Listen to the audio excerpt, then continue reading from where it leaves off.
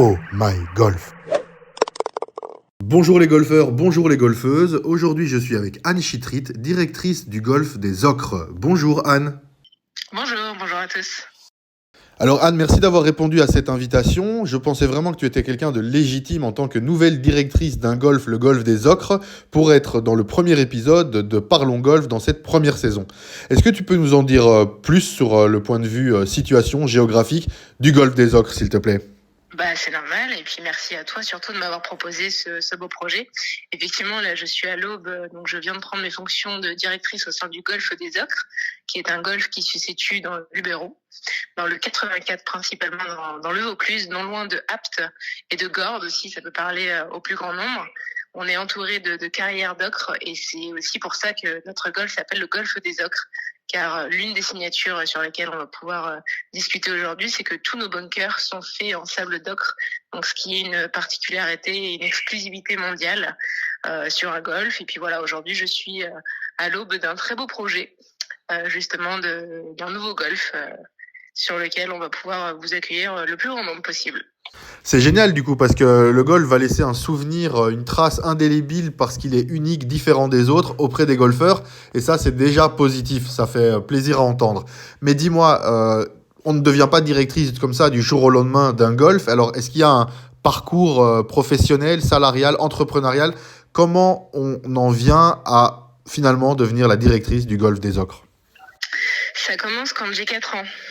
Ça commence quand mon père m'amène au golf national, parce que je suis parisienne d'origine, et fait tout pour que je puisse partager un maximum de temps avec lui. Et lui, son seul échappatoire, c'était justement faire un parcours de golf. Alors il a vite diversifié parce qu'il voyait que ça m'intéressait pas vraiment à l'époque quand j'avais 4 ans. Et bien plus tard, lors de mon adolescence, on se faisait un petit concours mensuel. Et en fait, on voyageait grâce à ça. On allait dans plein de parcours, aussi bien en France qu'en Europe ou dans le monde. Et on essayait de se challenger. Et c'est là où j'ai pris goût au golf et que je me suis dit, tiens, peut-être qu'un jour, ça serait sympa aussi que je puisse mettre ma pierre à l'édifice. Et en fait, ce sont les opportunités qui se sont présentées tout naturellement, dirons-nous. Ok, donc déjà il y a un partage familial, une passion qui est naissante grâce à ton papa. Mais ici, moi vraiment, j'aimerais qu'on rentre dans le dur du sujet et qu'on parle vraiment du parcours professionnel. Donc est-ce que tu peux aussi développer cet aspect-là? Quel chemin, quelles études, quel endroit, quel lieu t'ouvre les portes? Comment est-ce qu'on en vient à devenir la directrice, quoi, vraiment? Alors, le cheminement, en fait, c'est post-Covid. À la base, je travaille à la montagne, je suis responsable d'office du tourisme et je descends au niveau de Saint-Tropez. Et là, je m'entraîne tous les jours avec mon compagnon parce qu'on avait repris l'entraînement et je découvre le concept de Golf Up, donc à Grimaud exactement, dans le 83. Et le concept m'a tout de suite séduit. Et à l'époque, ils cherchaient quelqu'un pour justement renforcer leurs équipes. Et c'est comme ça que je me suis dit, mais pourquoi pas tenter ma chance aussi en apportant. Donc moi, j'ai un parcours très marketing, très commercial, avec un peu de management stratégique. Je suis allée faire mes études aux États-Unis. Et avec un master en management stratégique du développement commercial, j'ai pu justement faire pas mal de choses en lien. Et donc du coup, à Saint-Tropez, ils m'ont fait une proposition. J'ai testé pendant quelques mois et j'étais vite accro. Et je me suis dit, mais en fait, il y a énormément de dimensions dans le golf. C'est pas juste le terrain de golf, c'est pas juste l'entraînement, c'est pas juste un pro shop. En fait, c'est toute une industrie et une vie active au sein d'un golf. C'est toute une structure à part entière, avec de l'événementiel, avec un parcours client, avec vraiment une notion de convivialité, mais aussi de combativité, de sport, d'union, de cohésion. Et ce sont plein de valeurs qui aujourd'hui, je pense, on ne les met pas assez en avant au sein du golf français, et c'est bien dommage. Donc c'est comme ça qu'a commencé mon histoire golfique, dirons-nous, professionnellement parlant. Et donc après, j'ai eu une opportunité de pouvoir aller donc au sein du Golf International de Port-Royal, qui est l'un des plus beaux golfs français aujourd'hui, au cours duquel j'ai pu participer à l'organisation du Trophée de la Gounouillou, où j'ai pu participer à l'organisation de 3 Ops Open, donc qui est une étape du Challenge Tour européen, qui est vraiment très très intéressante à vivre, à organiser, à suivre. Voilà, j'ai eu pas mal de belles expériences qui ont fait qu'aujourd'hui, on m'a proposé de pouvoir aussi diriger un golf et mettre à profit toutes ces bonnes pratiques que j'ai pu sur ces 4-5 dernières années acquérir, simplement les mettre en avant et les mettre en œuvre sur ce nouveau projet. Et du coup, un jour, tu reçois un email dans ta boîte, un coup de téléphone, tu vas manger avec quelqu'un. Qu'est-ce qui fait que ça y est, c'est le moment, tu deviens directrice? Pour la petite histoire, le monde du golf est assez petit quand même. C'est une famille, hein, une grande famille. Mais moi, mon histoire du golf des autres, elle commence principalement au PGA Golf Show à Orlando en janvier dernier. En fait, je rencontre l'un de mes interlocuteurs avec qui on sympathise et moi, je reste toujours ouverte un petit peu sur ce qui se passe dans le monde du golf, à soutenir, à donner des bonnes pratiques, des conseils, à être à l'écoute, à voir un peu ceux qui ont une longueur d'avance et essayer d'en tirer les leçons et de voir aussi à notre niveau ce qu'on est capable de faire ensemble. Moi, je dis bien toujours ensemble. Et la culture américaine, elle s'y prête. Quand je vais au PGA Golf Show, je rencontre, entre guillemets, pour schématiser, Titleist qui me dit d'aller voir aussi chez Cobra, il y a certainement des choses qui vont m'intéresser, d'aller voir chez Ping, d'aller voir chez TaylorMade, d'aller voir chez Callaway. Bref, on travaille tous pour la même industrie. Et bah, c'est un peu dans ce schéma-là qu'on est venu me chercher dans le sens où il y avait un nouveau projet qui se concrétisait et de façon très rapide. Et aujourd'hui, c'était mon profil qui était le plus intéressant pour eux. Donc, ils sont venus me chercher et ils ont posé un petit peu les tenants et les aboutissants du projet. C'était à moi de mûrir ce projet. Donc, ça s'est fait sur plusieurs mois. Et aujourd'hui, j'avais envie d'avoir ce challenge aussi à part entière dans ma carrière et de pouvoir mettre en avant un petit peu tous les enseignements que j'ai eus sur toutes les expériences diverses et variées que j'ai pu avoir. Sachant qu'avant le golf, j'étais quand même responsable marketing pour le groupe Partouche, donc au niveau national France. Donc on avait 42 casinos sur lesquels je pouvais aller former les responsables marketing relationnels, donc tout ce qui a lieu par rapport au parcours client, par rapport au programme de fidélité, par rapport aux opérations calendaires, tout ce qui est lié à l'événementiel. Et donc au fur et à mesure, voilà, j'ai pris un petit peu dans mon sac à dos, ou plutôt dans mon sac de golf, toutes ces compétences. Et aujourd'hui, voilà, j'essaie de les mettre à profit sur un projet qui ne fait que se développer de jour en jour et c'est génial. Comment tu vas transposer ça au réel? Ce sont des tournois, des événements, des activités, des membres, des green fees. C'est quoi le projet là à court terme du coup? Oui, alors là déjà, ça fait tout peine 3 mois qu'on est ouvert, donc c'est quand même tout nouveau. On a un vrai 9 trous homologué par la Fédération française de golf, et ça déjà en 3 mois c'est énorme parce que pour pouvoir avoir des greens de qualité, pour avoir des fairways aussi de bonne qualité, et on n'oublie jamais les départs, ça prend beaucoup de temps. Là, on a eu 2 investisseurs qui ont vraiment été curieux de savoir comment se construisait un golf, mais bien au-delà de ça, ils se sont entourés de gens passionnés, dont notre greenkeeper et toutes nos équipes. Et donc, c'est vrai que tous main dans la main, on arrive à avancer de façon très concrète et sereine. Aujourd'hui, on se veut un golf assez convivial, un golf destiné à tous. Donc, on a une volonté, une vocation de démocratiser le golf, c'est-à-dire qu'on veut créer du golfeur. On veut aussi que les personnes viennent au golf comme ils viennent au bowling avec notre practice équipée de la technologie Trackman Range. On fait des soirées thématiques, on fait des tournois, on fait aussi pour les personnes un peu plus aguerries, des vrais challenges. On essaye que tout le monde puisse venir chercher ce dont il a envie à son niveau. On a une académie internationale avec 2 pros, dont un en formation qui justement ont aussi bien l'école de golf que le groupe élite, que la Women's League, parce qu'on a aussi développé un club 100% féminin pour enlever un peu les barrières de oui mais moi j'ai pas ma copine qui joue au golf, je connais personne, j'ai des réticences. On essaye vraiment de travailler là où il y a en fait une marge de manœuvre à enlever et à exploiter. On fait beaucoup d'événementiels, mais vraiment pour se faire connaître, pour que les gens se connaissent entre eux, pour créer une cohésion et pour aller au-delà de toutes les barrières qu'on peut avoir dans un premier abord quand on parle de golf. Tu parlais d'équipe, du coup, c'est combien de personnes du greenkeeper à la direction qui travaillent sur un golf comme ça? C'est voilà, combien d'humains au service du golf du coup? Là, actuellement, on est à peu près une dizaine de personnes. C'est-à-dire, ça va du greenkeeper, ça va au head pro, ça va au personnel accueil, ça va au restaurant, parce qu'on a aussi un restaurant qui est ouvert tous les jours, du lundi au dimanche. On a aussi nos PDG qui sont présents au quotidien avec nous parce qu'ils veulent savoir comment ça fonctionne et veulent aussi pouvoir mettre leur avis dans le projet, ce qui est totalement normal. On a aussi un clubmaker fitter qui a une prestation de service au quotidien au sein de notre golf. Donc on mise un peu aussi sur la prestation de service, mais quelque chose de choisi et de défini. Voilà, on a à peu près aujourd'hui une dizaine de personnes. Pour l'instant, on est en basse saison. On prépare la saison qui arrive à grands pas pour le mois de mars. On est en travaux aussi par rapport à notre Pro Shop. Là, on va avoir 100 mètres carrés de Pro Shop qui arrive pour le mois de février. Donc, c'est-à-dire le golf des Ocres fait partie du domaine des Hautes-Garrigues, à savoir le golf, le restaurant, bientôt le Pro Shop. Mais on a aussi un hôtel qui est en train de se construire prochainement, sur lequel on aura 37 chambres. Ça sera un hôtel 4 étoiles. On se veut une destination à la fois sport, mais aussi bien-être. Pouvoir accueillir aussi le team building d'entreprise, vraiment essayer de cocher un petit peu toutes les cases sur le fait que les gens puissent pratiquer au maximum le golf. C'est vraiment notre volonté. Est-ce que chaque entité sera dirigée par un directeur d'établissement ou bien il y aura quand même quelqu'un toujours présent pour chapeauter chaque département? Pour l'instant, c'est encore à la réflexion. Là, c'est sûr que moi, je suis manager général en termes de golf. J'ai une responsable concernant la restauration. J'aurai certainement un directeur ou une directrice pour l'hôtellerie, parce que moi, il faut que les gens puissent faire parler leur métier. Je dis toujours, c'est bien d'être passionné, mais d'avoir son propre métier, on va bien plus loin que si on chapeaute un peu tout. Mais ça reste encore à définir.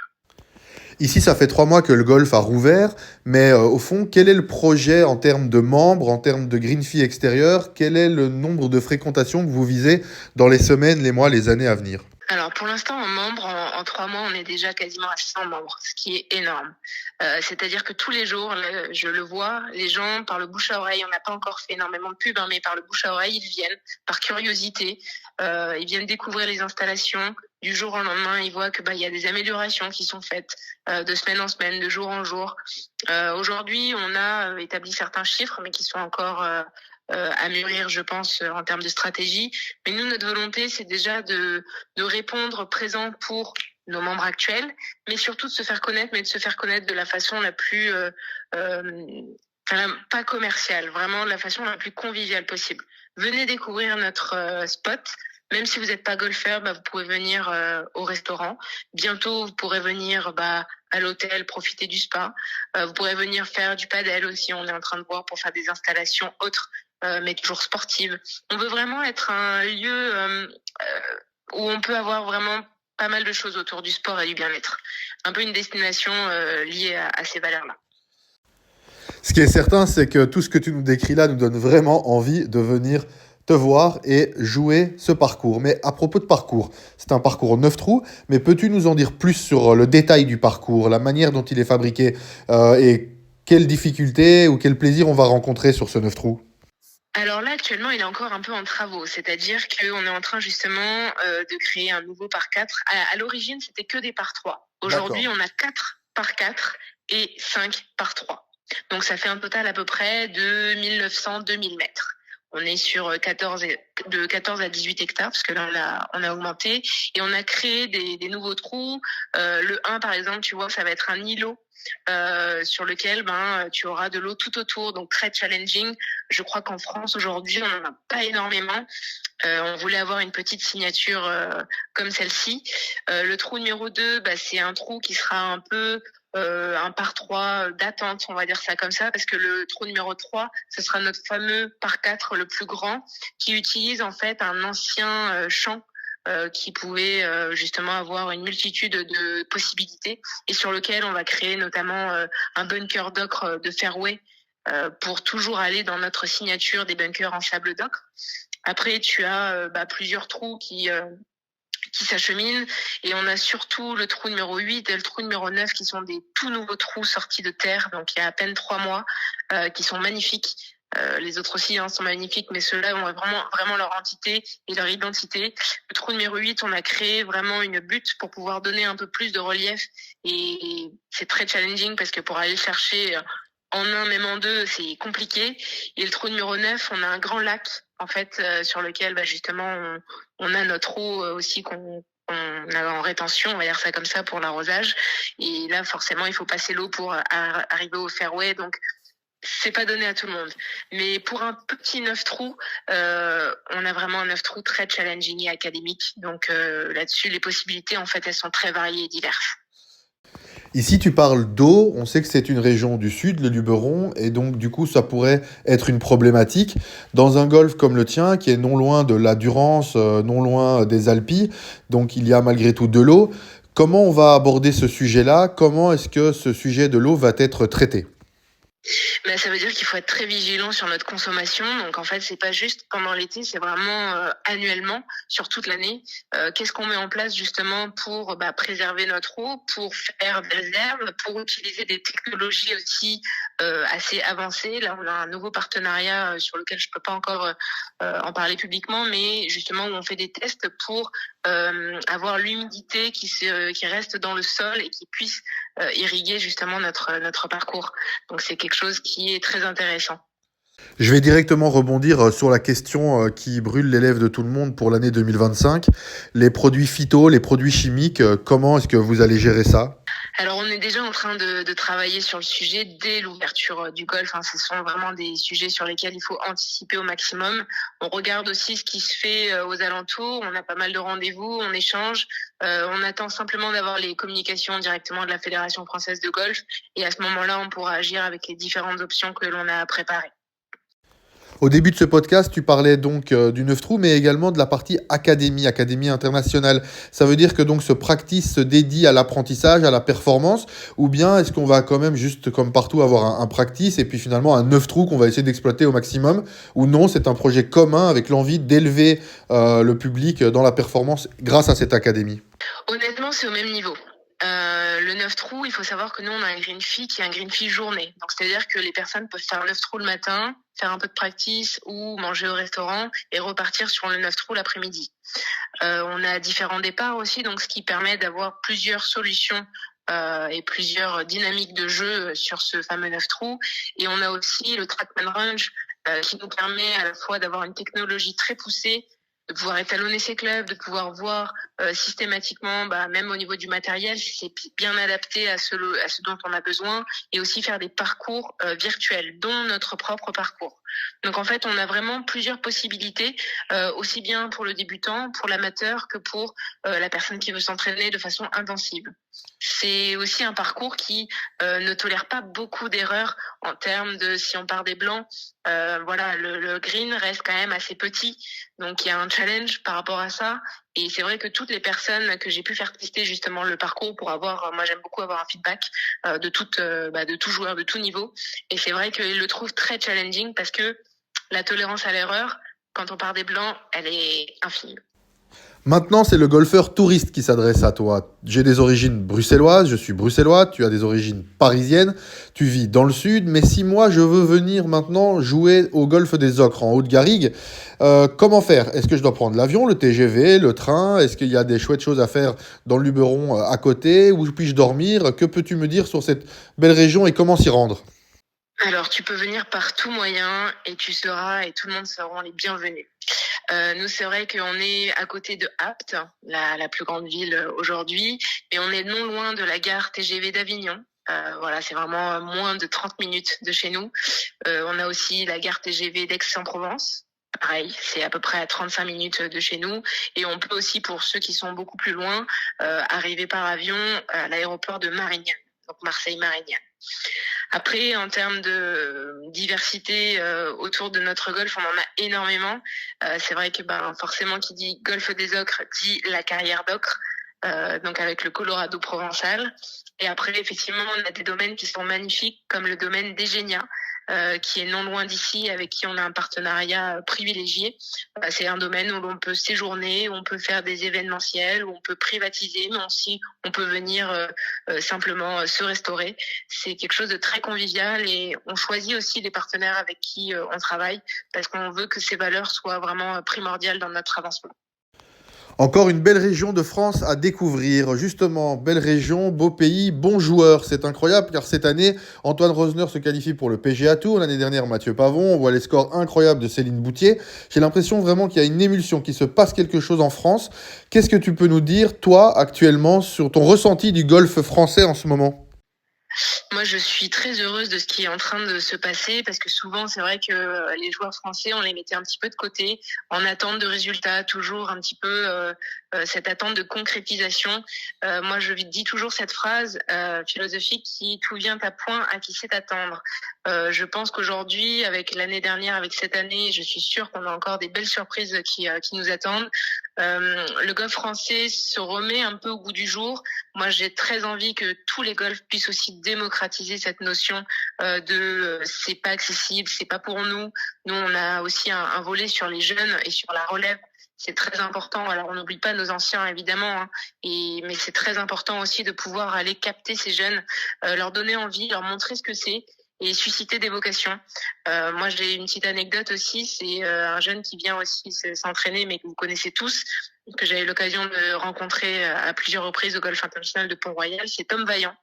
Moi, je trouve que c'est un exemple à part entière pour justement les générations futures, pour leur montrer que c'est possible, pour leur montrer qu'avec de la volonté, avec de la motivation et un entraînement permanent, on peut accéder à des tournois et à de très gros tournois comme le DP World Tour. Je tiens mon grand chapeau à tous ces joueurs. En effet, félicitations à eux, on leur tire tous notre chapeau. Tu nous parlais des jeunes et plus particulièrement de la persévérance, de l'entraînement.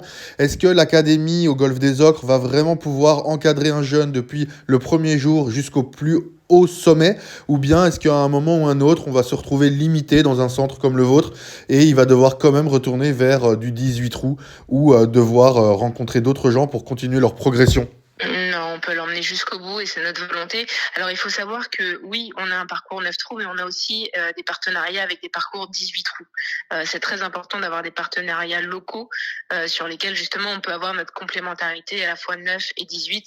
Peut-être pour eux désengorger le 18 trous quand ils en ont besoin et pour nous de pouvoir faire accéder notamment nos jeunes sur des parcours 18 trous. Aujourd'hui, le Golfe des Ocres se positionne très bien là-dessus et on va jusqu'au bout de la démarche pour nos jeunes. Et j'ai une petite anecdote aussi par rapport à ça, c'est que nos investisseurs, nos PDG, ont cette volonté vraiment de pouvoir accompagner au maximum nos jeunes. Et donc, pour toute notre école de golf, on a offert cette année la licence de la Fédération française de golf pour justement montrer aussi l'intérêt que l'on a à les amener jusqu'au bout du processus, alors leur faire passer les drapeaux, leur faire faire tout ce qui est autour de la sécurité aussi en termes de golf, leur montrer à quoi sert le Trackman Range. Donc oui, il y a les jeux, mais il n'y a pas que ça. Et après, effectivement, les accompagner sur le parcours avec nos moniteurs. Ça permet vraiment d'avoir une émulation, une synergie sur le processus d'accompagnement des jeunes. C'est très important pour nous. Tu parles de synergie, de rencontres, d'accompagnement. Justement, ça me fait penser que le Paris Golf Show va avoir lieu cette année en France. Tu nous parlais précédemment du PGA Show à Orlando. Ce genre d'endroits sont-ils justement propices à une synergie, à des rencontres?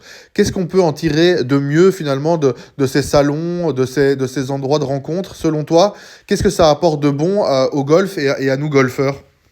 L'occasion, c'est de pouvoir bien se rencontrer tous. À cette occasion, c'est un grand événement. C'est vrai que ça n'a pas la dimension que l'on peut rencontrer au PGA Golf Show, mais l'intérêt n'est pas de faire mais de faire aussi à notre propre hauteur. C'est vrai que la National Golf Week, elle a connu des bons côtés et des moins bons, mais je pense que là, on peut aussi repartir sur quelque chose de nouveau, sur une cohésion, sur un échange collaboratif. Moi, je dis toujours, on travaille tous pour la même industrie. Alors, prenons un peu les bonnes pratiques les uns des autres et essayons de chercher ce qui fonctionne le mieux. C'est pas grave de se tromper, c'est pas grave d'avoir un échec, bien évidemment.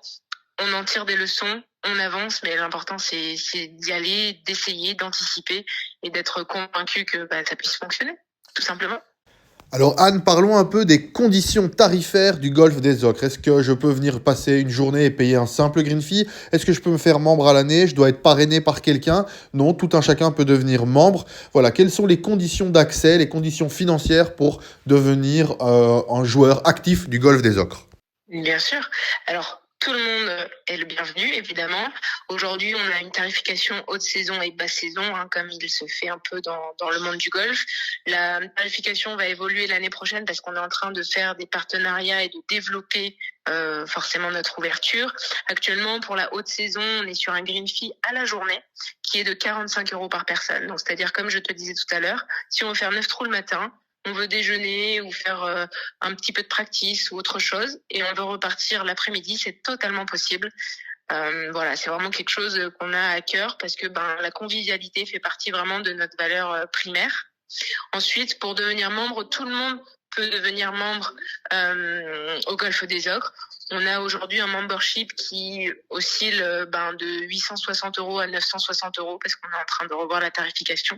Et ça va donner pas mal de partenariats. On a déjà des réciprocités dans le sud de la France, dans d'autres pays aussi, sur lesquels je peux pas encore dire grand-chose malheureusement parce qu'il faut que je puisse en informer tout d'abord nos nouveaux membres. Et après, de toute façon, vous aurez toutes les informations sur notre site internet. Est-ce que vous faites partie d'un réseau actuellement ou pas encore ? On a signé avec le Club Golf, effectivement, là, ces jours-ci. Donc pour moi, c'est un réseau qui se démarque un petit peu, sur lequel il y a plein de bonnes choses à pouvoir collecter. Et surtout, c'est un réseau qui a une force aujourd'hui qui est magique. Donc moi, j'aime avoir des personnes aussi passionnées au sein de ces réseaux et qui puissent nous proposer plein de choses en termes de programmes de fidélité, en thème de centrale d'achat, etc. Enfin, c'est vraiment un beau réseau avec notamment la Heritage World Cup, qui est aussi une compétition assez peu connue, mais qui, je pense, a beaucoup d'avenir. Donc, c'est vraiment, vraiment top. Du coup, on passe le bonjour à Cédric Plessis de Le Club Golf, le réseau, justement. Et dis, tu parles de compétition, d'héritage, mais est-ce qu'il y aura des compétitions ouvertes aux non-membres dans votre club ? Ou sinon, c'est toujours finalement le dimanche, la bouteille de vin, ou non, vous ouvrez à d'autres ? Non. Chaque mois, on a une grosse compétition qui est ouverte à tous. Et ça, c'est très important. On a eu la première compétition qui était en octobre, qui était l'Octobre Rose, qui a été complète au bout de 4 jours, sur laquelle, systématiquement, c'est un format 18 trous. Et on a le repas, avec la remise des prix pendant le repas, dans notre restaurant. Donc ça, c'était en octobre, avec évidemment tous les droits de jeu qui ont été reversés pour la Ligue contre le cancer du 84, avec une mobilisation pour cette bonne cause. Dernièrement, à l'occasion du Beaujolais, nous avons fait la Coupe Vigneronne, où on a pu mettre en avant un partenariat local, le domaine Péréal, qui se situe sur Gargas, dans le de notre golf, et sur lequel on avait, pendant le parcours 18 trous, la dégustation de vin directement au sein de la compétition. Et pareil, même format, le restaurant après avec c'était un déjeuner lyonnais, je crois, pour mettre à l'honneur le Beaujolais. Et puis après, on a eu la remise des prix avec des dotations qui se démarquent un petit peu des dotations que l'on a traditionnellement. C'est-à-dire que pour Octobre Rose, on avait offert un séjour pour 2 personnes au Maroc avec notre partenaire Very Golf Trip. Là, sur la Coupe Vigneronne, on a offert des cuvées de prestige avec le domaine Péréal. Et la prochaine compétition, ça sera début janvier, à l'occasion des vœux et de la Coupe de l'Épiphanie. Donc, si je dis pas de bêtises, ça sera le dimanche 12 janvier, et sur lequel on fait à nouveau gagner un séjour pour 2 personnes, donc en 3 nuits, 4 jours, sur une destination golfique. Écoute Anne, je te remercie du temps que tu as pris pour pouvoir faire ce podcast et mettre en avant ce beau golf là qui a l'air vraiment plein de surprises. Je te remercie toi, mais je remercie aussi tout le monde et je voulais aussi vous dire si ça vous plaît comme contenu, n'hésitez pas à mettre un like sous cette vidéo et à la commenter. Anne se fera un plaisir, je suis sûr, de venir voir les commentaires pour pouvoir vous répondre et je vais également mettre en description tous les liens, réseaux sociaux, site internet pour que vous puissiez faire votre réservation ou poser encore plus de questions. Donc voilà, c'est important évidemment de voir par vous-même en image ce qui se fait. Vraiment au plaisir de vous recevoir. N'hésitez pas à nous suivre sur nos réseaux sociaux, sur Instagram notamment le @Haute-Garrigue, puisque c'est le domaine des Hautes-Garrigues qui comprend le golfe des Ocres. Et comme ça, vous allez avoir un visu en direct de ce qu'est notre golf aujourd'hui et surtout de ce qu'on vous prépare, parce qu'on vous prépare de très belles surprises. À bientôt tout le monde. Voilà les golfeurs, les golfeuses, c'est le mot de la fin sur la chaîne YouTube Oh My Golf.